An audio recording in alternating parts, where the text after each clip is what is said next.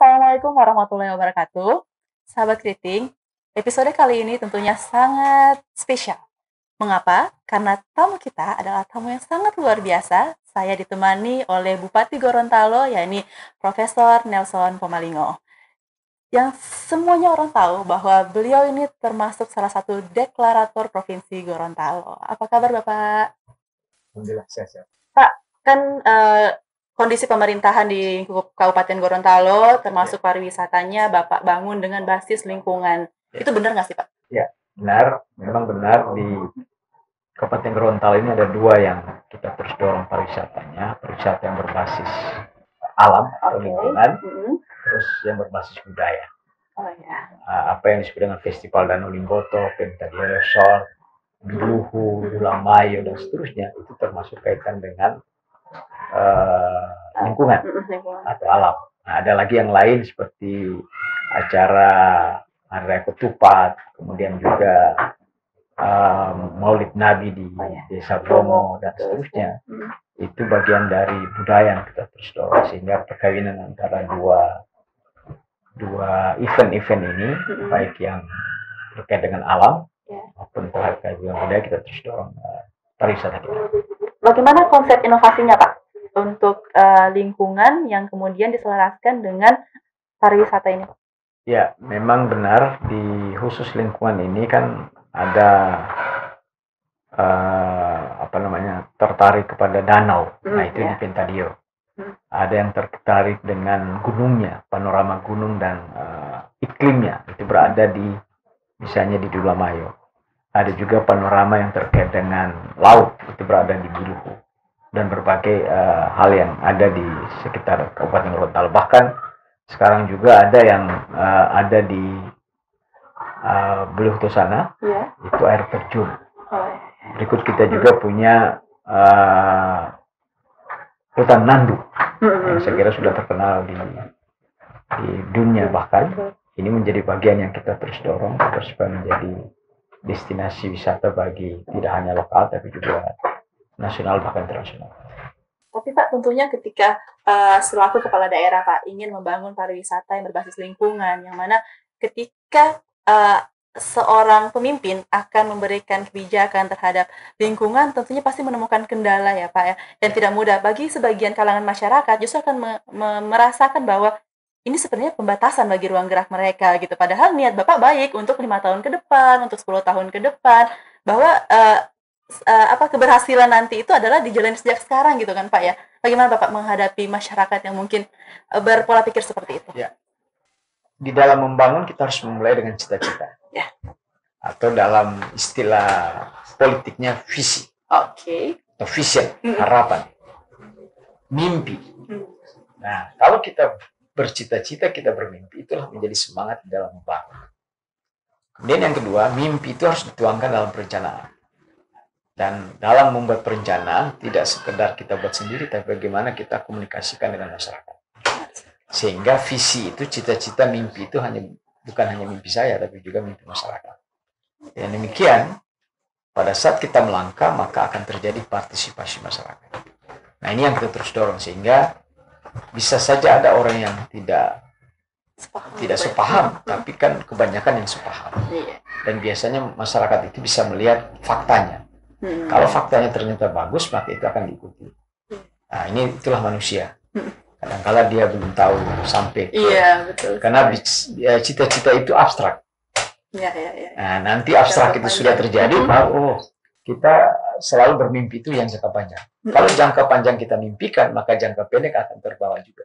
Kalau kita hanya bermimpi jangka pendek, maka yang jangka panjang tidak terbawa. Maka itu yang saya melihat masyarakat kadang-kala, wah ini cuma teori dan seterusnya. Padahal itu sesuatu yang besar yang diciptakan.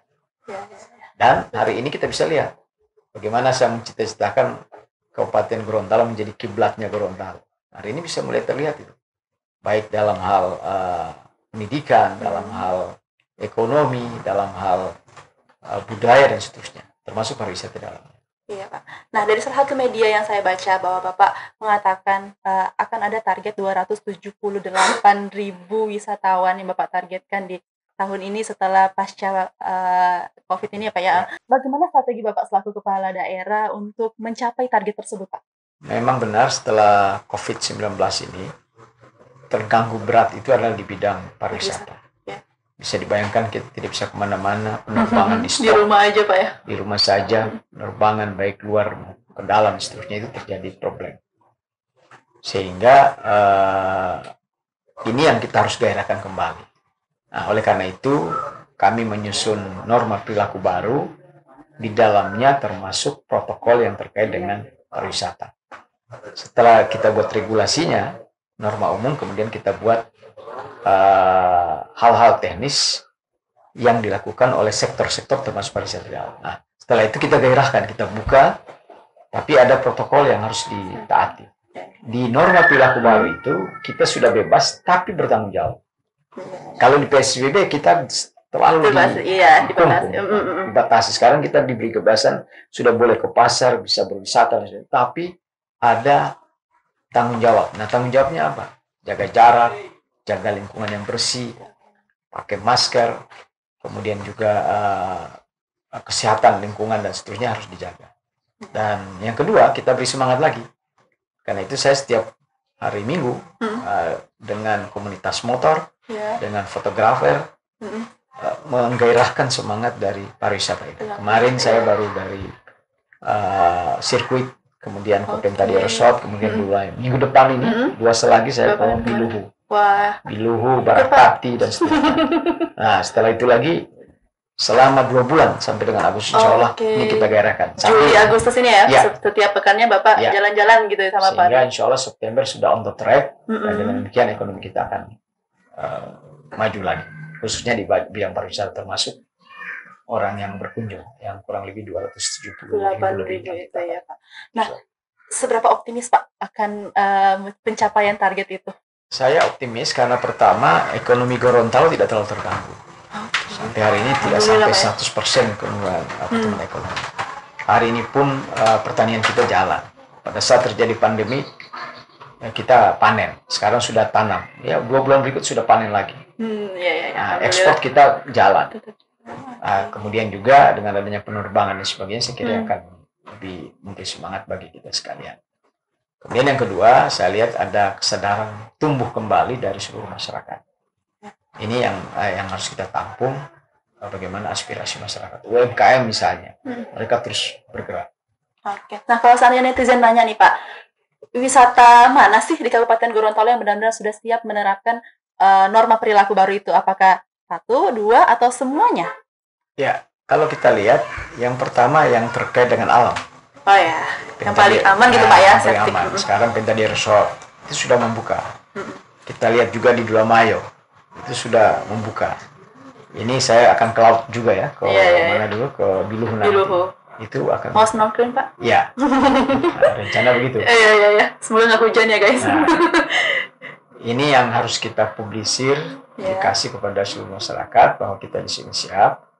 Yang paling utama, apalagi sekarang dengan pandemi baru-baru ini kan, orang terkurung, maka ingin lepas diri. Betul, sangat banyak yang ingin bangkit, ingin datang lagi ke tempat wisata. Maka momen ini harus kita gunakan agar supaya masyarakat bisa melintasi lagi kehidupannya yang normal baru.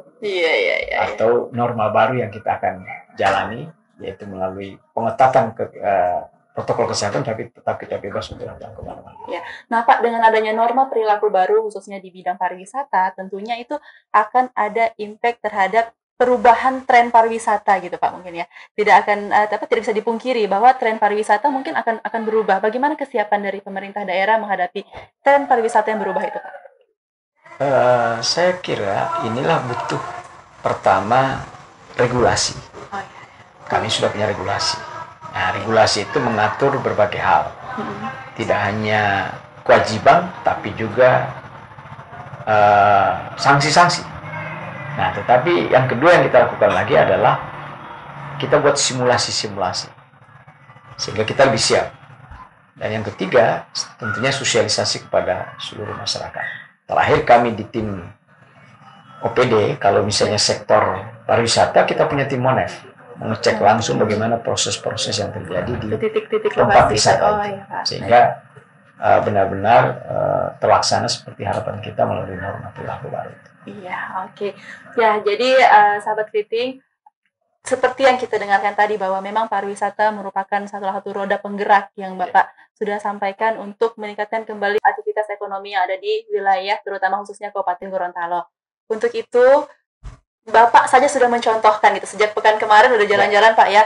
Betul, itu menjadi bukti real, bukti nyata bahwa ayo kembali lagi ke pariwisata, ke seluruh tempat pariwisata yang ada di Kabupaten Gorontalo. Bapak sendiri sudah memastikan tingkat keamanannya Pak ya, terutama tadi ayo Bapak ngajak ke alam dulu, ke Duramayo, ke Biuluhu. Dan saya ingin ingatkan, kalau berwisata kita lebih menambah imun kita. Wah, vitamin C Pak ya. Nah, kita bahagia kan? Iya.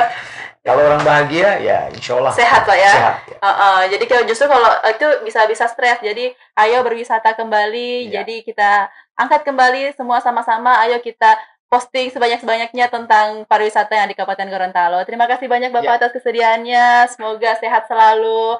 Oke, assalamualaikum warahmatullahi wabarakatuh. Always staying creative with Kriting. Waalaikumsalam.